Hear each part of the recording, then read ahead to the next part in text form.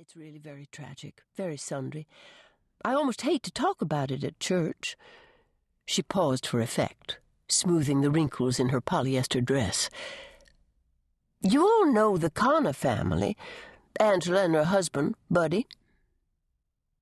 Buddy's been drinking alcohol at the tavern lately. Luella's husband saw his truck there last week. Isn't that true?" Geraldine knew this to be true, but enjoyed her own voice too much to be silent for long. Doris frowned. "Right. He's become a regular drunkard. Now, Angela, well, she's another story. A flirtatious type, not given to things of the Lord." She looked around the circle. Nearly everyone in Williamsburg has suspected her of cheating on Buddy. The old birds nodded again. "Well, yesterday I got a call from Betty Jean Stevens. You've probably noticed she's not here today." Doris's face bunched up like it did when Hap forgot to take out the trash. "Seems all those rumors were true. Betty Jean found out last week that her husband's been seeing Angela Connor on the side. And I don't mean at the Piggly Wiggly." A collective gasp rose from the circle, and 6 of the girls started talking at once. "Bill Stevens and that loose woman? Why, that hypocrite! A deacon at Williamsburg Community has committed adultery? He'll need to make a public apology before I forgive him. I knew something was happening between those two." The cacophony of accusations grew until Geraldine rapped her fist on the table. "Quiet, all of you! Quiet!" They had obviously forgotten about Hap and his novel, and he gazed at them over the top of his book. The biddies fell silent again, and Geraldine lowered her gaze, trying to look appropriately indignant. "There's more." Doris brought her hands together in a neat fold. "Yes." She drew a deep breath.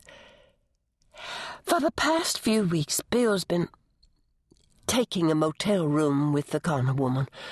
Apparently, she set about trying to seduce him for some time, and, well, there's a temptress in every town."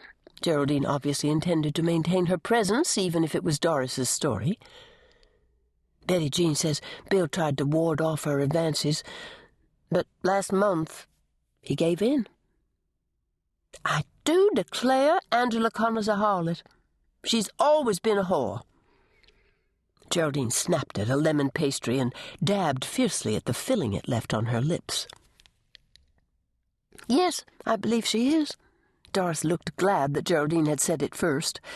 Hap sighed. "But the worst part happened last night." The birds were nodding their interest, waiting breathlessly for the rest of the story.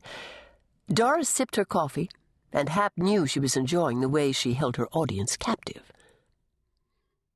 "Last night, Bill Stevens ran off with her. The 2 of them, just like that. They up and left town. Several of the women were on their feet, firing questions. Where did they go?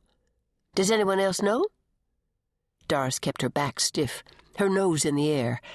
Hap hated it when she got uppity, and this was one of those times. She answered their questions with all the condemnation she could muster.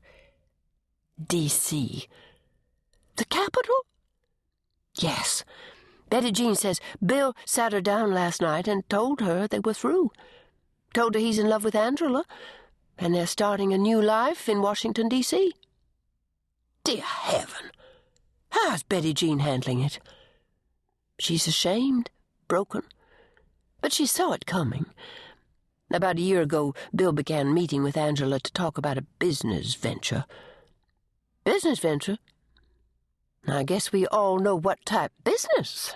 Geraldine spat the word the way boys spit watermelon seeds on a summer day. That was, don't we? Doris hesitated. Betty Jean's just thankful the children are grown and out of the house. Angela Connor was bad blood from the get-go. Last year, I think she was seeing that attorney in town. You know, the divorce lawyer? I'm sure you're right. Everyone this side of Richmond knows the Connor woman and how she was always sniffing around for a man to bed. Hap raised an eyebrow.